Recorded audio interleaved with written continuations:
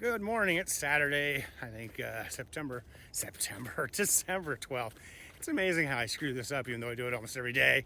Yes, the desert solstice is happening right now out in Arizona. Looking forward to getting home and watching some of the coverage, live results, and a live feed, I believe, on YouTube.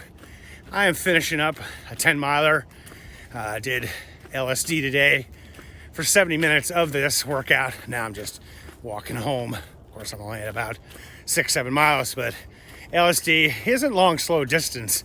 It's long, steady distance. So I was trying to put down a decent walking pace, and now I'm walking home on the bike path through the green.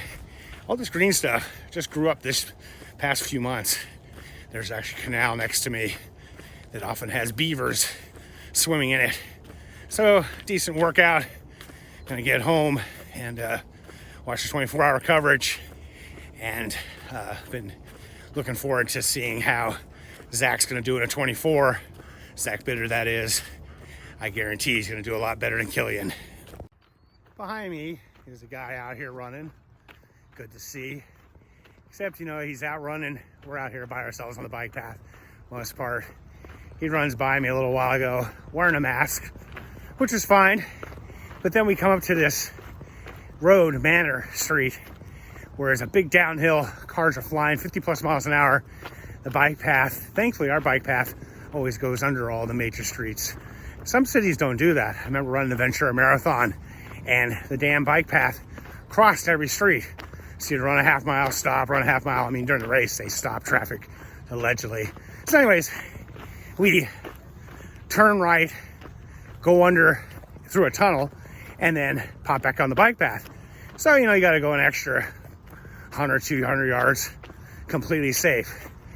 Manor is 2 lanes, both directions. Cars coming off a big hill, blind turn. What does this guy do? He runs across 4 lanes of high-speed traffic so he can avoid running an extra 100 yards, wearing his mask, which is whatever. So now I'm running back. I'm walking, and he comes towards me, and before he gets to me, he puts his mask on, even though he's on the other side of the path. Hi, guys. And it's so insane because he's 20 yards away from me, but people just don't understand risk. The risk of getting COVID out walking by yourself, even if you pass somebody, is almost zero. But running across a 4-lane road by high-speed cars is incredibly dangerous, incredibly dumb. And he has, his mask on, which messes with your vision a bit, and headphones on. Just unbelievable.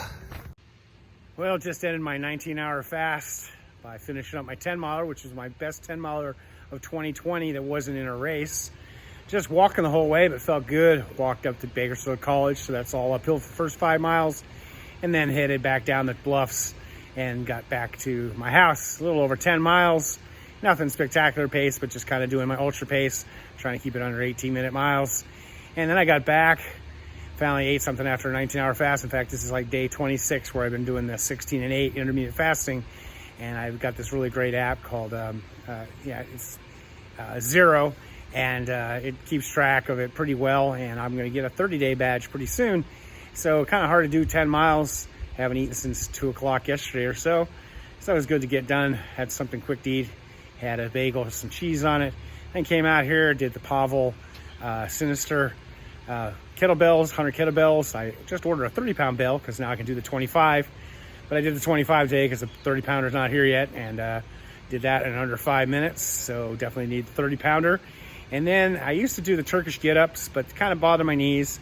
And if I'm ever going to do one of these Spartan races or any of these things, I need to do burpees. So I thought, I'm going to do 30 burpees after I do my kettlebell challenge. And so I did 30 burpees in a little over 8 minutes, which for me is pretty good considering I used to not even be able to do a burpee. So keeping up on that. What I do is on workout days, on even days, I do a Smart Wood workout of the day off that app. On even days, I do my kettlebell workouts, and then multiples of 3, so like the 3rd, the 6th, the 9th, I do a little testing where I'll do the kettlebell 100 swings, 50 on each arm. And then I'll also do the burpees now. I used to do the Turkish get-ups, but I think the burpees are going to be better for my future racing if I ever do get into one. So all in all, a good day. Just now all I need is a race. So on Thursday, as I talked about, I went and got my echograph again with the ultrasound, you know, because I did get diagnosed with congestive heart failure back in April by 3 cardiologists. Not really sure what's going on there, but I do know one thing: after the fall and after that hospitalization, first time I've ever been in a hospital in my life, I've just lost the top end of my endurance. Now, they often say 220 minus your age is the highest you can get your heart rate anyways, so that would be, you know, about 160. I'm 57, but I've really noticed that, especially on my own, I just can't run.